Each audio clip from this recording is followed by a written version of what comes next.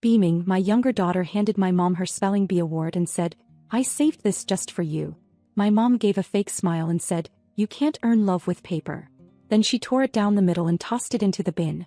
My older daughter got angry and said this. I was watching from the sidelines, quietly getting angrier by the second. June was standing beside my mom, holding out the spelling bee certificate with both hands like it was something sacred. Her cheeks were pink, not from embarrassment but from excitement.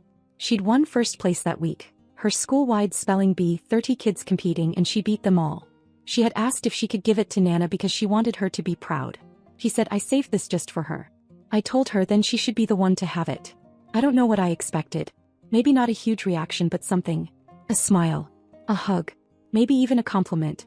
Instead I sat and watched my mother take the certificate like she was being handed a napkin, give it a quick look and say in that cold, flat voice she uses when she thinks no one will challenge her, "You can't earn love with paper."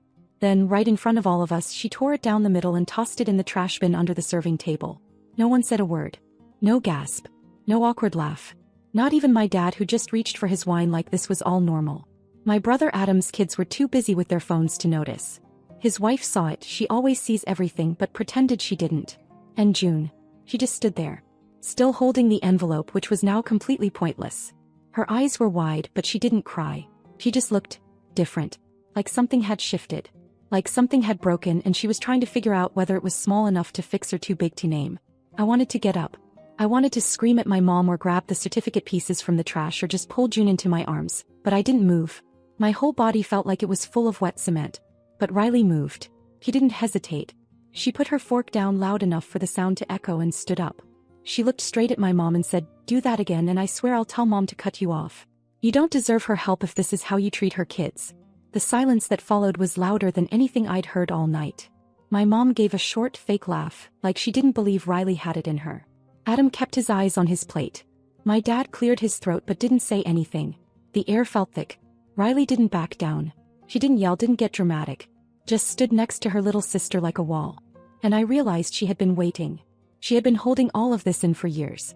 Watching how June tried so hard to win love that was never going to be given. Watching how I kept the peace, how I stayed quiet to make things easier. Riley saw everything. He always has. That's when I knew it wasn't just about the certificate. Not even close. This was about years of being second place in a family where love came with strings, conditions, and a scoreboard that never worked in our favor. And I just sat there still watching from the sidelines, but something had shifted in me too. It was the first time I actually started to wonder if Riley was right. Maybe it really was time to stop pretending. The ride home felt like being sealed in a vacuum. No one talked. Riley's hand stayed at 10 and 2 on the steering wheel, her jaw clenched the entire time. June sat behind me, staring out the window like she was somewhere else. I kept glancing back at her through the mirror, hoping she'd meet my eyes, but she didn't. She looked small. Not just young but smaller. Like someone had taken something out of her that couldn't be replaced. I opened my mouth twice to say something. Maybe I'm sorry, or you didn't deserve that, or even just are you okay? But every version sounded hollow, like it wouldn't be enough. Riley didn't say a single word until we got home. She parked in the driveway and just sat there for a few seconds, keys still in the ignition. Then she said she humiliated her. On purpose. I didn't know what to say, so I stayed quiet. Riley finally looked at me. You helped her pay for their new roof. You paid half the down payment on their stupid car. And she couldn't even pretend to care about June for 5 seconds? Her voice didn't shake. It was steady, almost too calm. That was worse somehow. I told her I wasn't expecting it. That I didn't think my mom would. But Riley cut me off. You didn't think she'd do something like that? Have you met her? I didn't argue. I couldn't. Because I had thought she'd do something. Maybe brush it off or make a passive comment. But tearing it up in front of everyone? Tossing it like a used napkin? Even I hadn't seen that coming. Riley got out and slammed the door hard enough to make the windows rattle. June followed her in quietly, still holding the empty envelope like she hadn't noticed there was nothing in it anymore. I stayed in the car for a few more minutes. I just sat there in the dark trying to figure out how I got to this point, helping my parents pay their bills every month while getting told I was raising emotional kids, giving them grocery money while my mom rolled her eyes at June's piano recitals. It wasn't just the money. It was the fact that no matter what I gave, they always looked past me. Past my girls.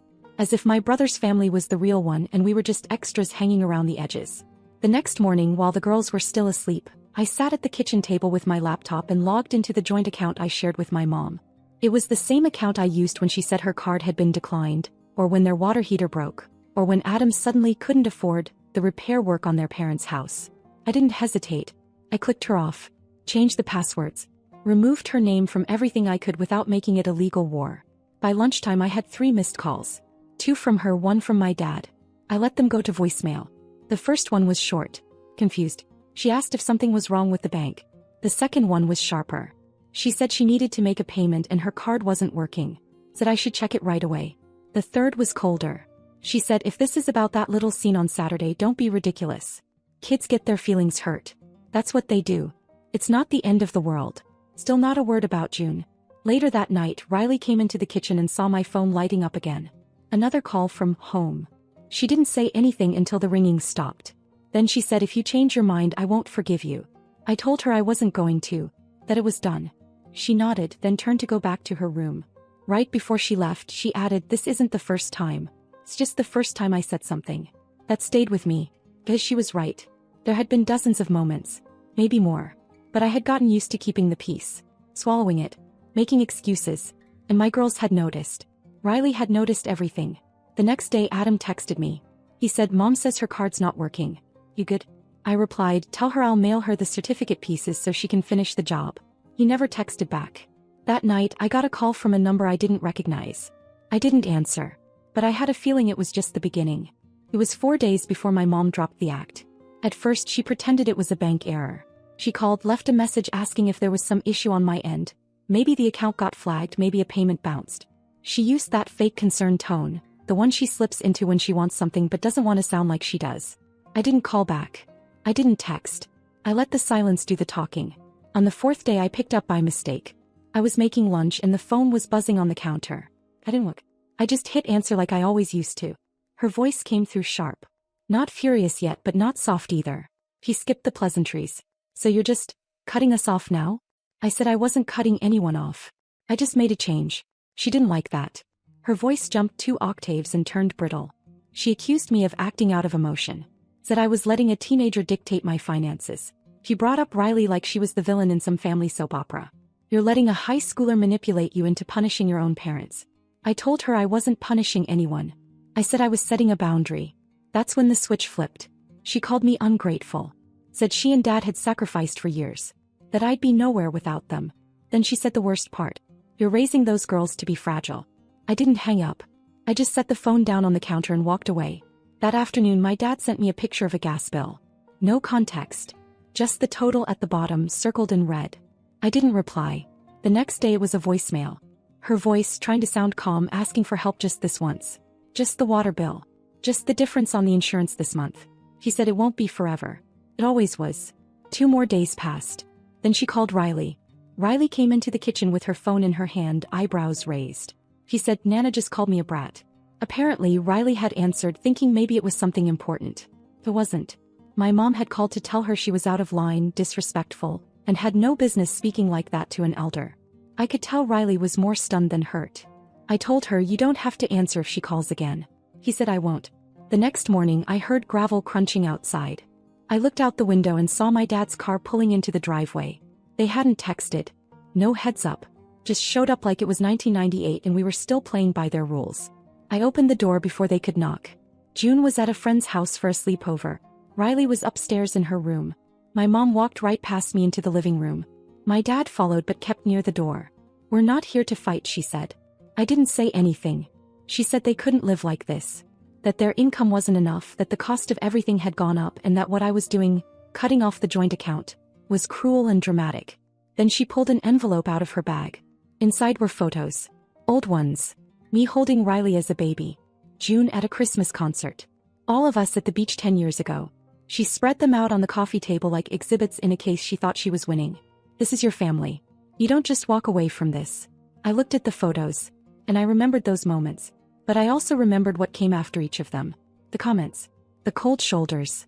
The quiet favoritism. The things left unsaid that somehow weighed more than the things that were. Then Riley came down the stairs. She looked at the photos, then at my mom. She said, did you bring the spelling certificate too? Or is that still in your trash? My mom opened her mouth but nothing came out. My dad looked like he wanted to disappear. Then Riley looked at me. Not mad. Not pleading. Please, just ready. If they won't leave, I will. I stood up and told them it was time to go. My mom scoffed. She actually scoffed like the whole thing was beneath her. My dad muttered something I couldn't hear. Then they left without a word of apology. Without even pretending to mean it. The door clicked shut behind them. And for the first time in years the house felt quiet in the right way. The house was silent after they left, but it didn't feel peaceful. Not yet. Riley sat down at the kitchen table like nothing had happened, scrolling through her phone while I stood in the hallway, still staring at the closed door. My heart was racing like it had somewhere to be, but everything else in me felt still. That night Riley said something that stayed with me. She said she's not done. She doesn't know how to be done. She'll try something. Asked her like what? Riley shrugged. She'll twist it, make herself the victim, maybe turn it into some big thing about you abandoning her. She'll tell Adam a version that makes you look crazy. Then she'll try to get in through someone else. Maybe Dad. Maybe even me again. Just wait. I wanted to believe Riley was being dramatic. I really did. But deep down I already knew she was right.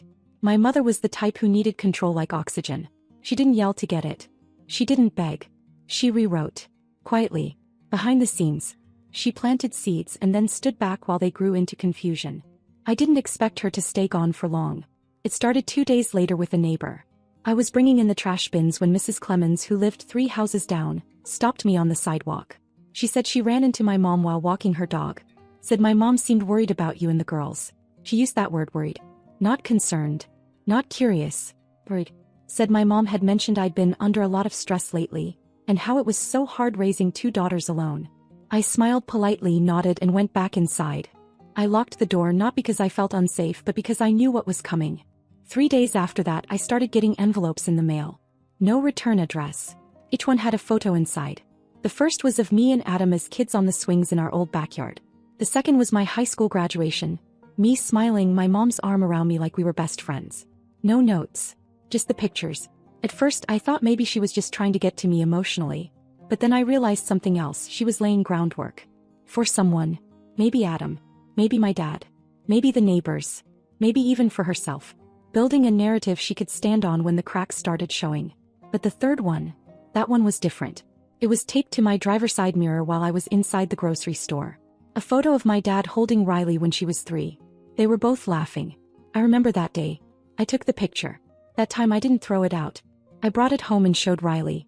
She just shook her head and said this is how she apologizes. Through guilt. That night while Riley and June were doing homework I got a call from Adam. He said, "Hey, I've been meaning to ask. Is everything okay with Mom and Dad?" I told him define okay. He sighed. She said things got weird after the dinner. She didn't say much but she hinted you're pulling away. I asked him if she told him why. He said she said something about June getting upset over a joke. I don't know, Sarah, she said it was a misunderstanding. I was quiet for a second. Then I asked him, do you really think it's a misunderstanding when someone tears up a kid's award in front of everyone and throws it in the trash? He went silent. Then he said, I didn't know it was like that. Exactly. Because she never told him. He mumbled something about how they're getting older and things are hard for them. Then he said something I didn't expect. She asked me to look into co-signing on a loan. Said she was short this month. That's when I realized what this all was. Not just guilt. Not just manipulation. She was building a case. Laying down a trail of photos and half-truths and concern, so if I didn't come back she could find someone else to fix it. I told Adam not to do it. I said you sign that loan and you'll be stuck with it. I'm warning you. He didn't say yes or no. Just said he'd think about it. The next day, Riley asked if she could visit June during lunch at school. I said sure. She picked up cupcakes and a printed copy of the spelling certificate, one she'd scanned before dinner that night. He even laminated it. She said it was for June's Hall of Fame wall. Said every winner should have a place to shine. June lit up when she saw it. When they got home, June handed me something folded in half. It was a note written in my mom's all-caps handwriting. Not cursive. She only used block letters when she was serious or angry. Read, I miss my girls. I'll say sorry if that's what it takes. But we both know this isn't really about the paper. Please think. It hadn't been mailed. It wasn't in an envelope. It had just been in June's cubby at school. I asked June if anyone gave it to her. She said no. It was just there when she came back from recess. That's when I felt something shift again. Not fear, not doubt, but something colder. A line had been crossed and she didn't even see it. She was showing up at my daughter's school. Bypassing me. Reaching out to an 8-year-old because she couldn't control me.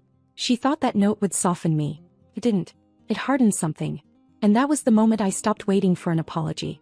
Because I knew then she wasn't sorry. He was just regrouping. After the second note showed up at June's school, this time with money folded inside, I knew I couldn't keep pretending this would pass. It was deliberate now. Quietly invasive. My mother had crossed into something else entirely, something I couldn't explain away or soften. She wasn't trying to apologize. She was trying to reassert control the only way she knew how, by reaching around me. The note was in a small white envelope, buried in June's backpack between her reading folder and math worksheet. Inside was a $50 bill neatly folded in half, and a short message written in the same blocky handwriting as before. For your next win. Love, Nana. Riley saw me open it. She didn't say a word at first. Just stared at the money.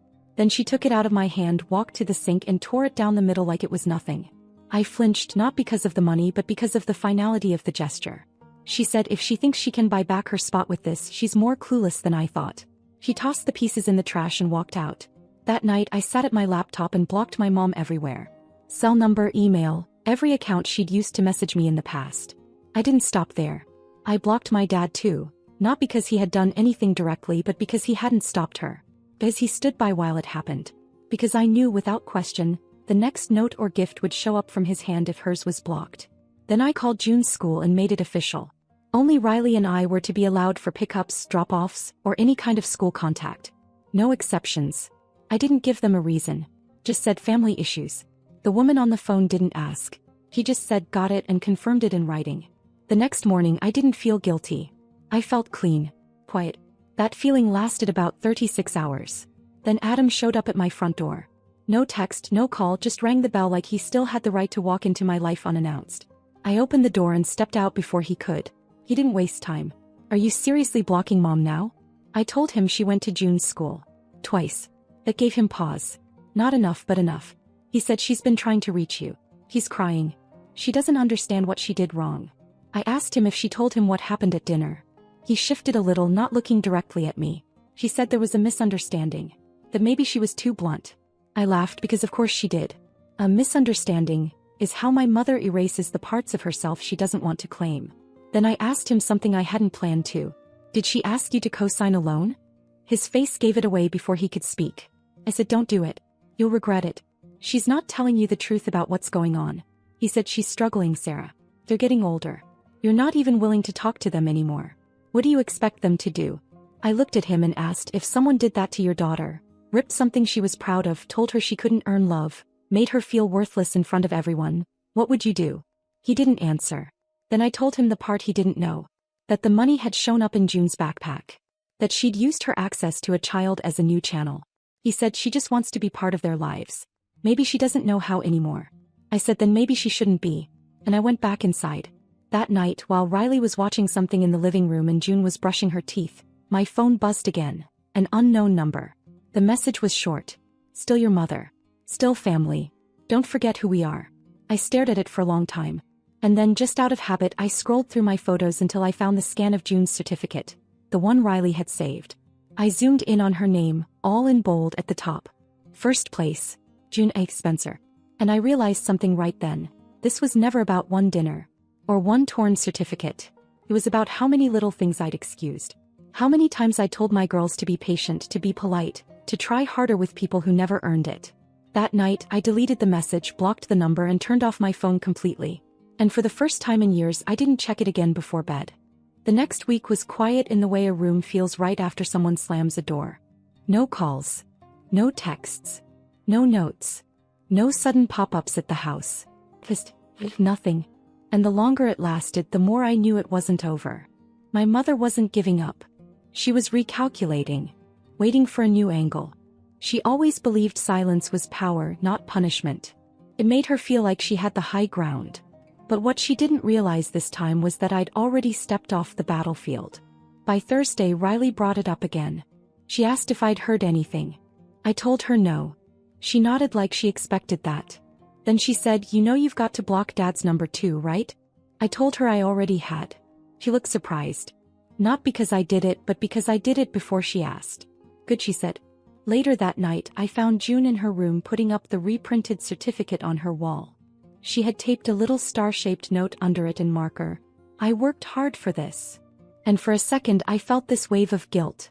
Not for what I'd done but for how long I waited to do it. For all the Saturdays I brought them into a house where love came with strings, conditions and silent rules about who deserved more. That Saturday Riley got a DM on Instagram from a family friend. Someone who still talked to my mom. It said, "Your grandma's been posting old photos of you and your sister." She wrote this whole thing about how family falls apart when pride gets in the way. Riley didn't even finish reading it. She showed me the message, rolled her eyes and said, "I told you. He was just regrouping." I went and checked for myself. My mom had made her profile public. It was covered in old photos. Me in college, Riley and June as babies, my wedding. Each one had a caption that danced around the truth just enough to sound believable if you didn't know better. She used phrases like, "Some wounds take time to heal," and "When family shuts you out, it's like losing a limb." She didn't say my name. He didn't have to. I didn't comment. I didn't reach out. I just sat with it for a minute, letting it settle. Because in her mind, this was her comeback. Her quiet little campaign to win back the version of the story she could live with.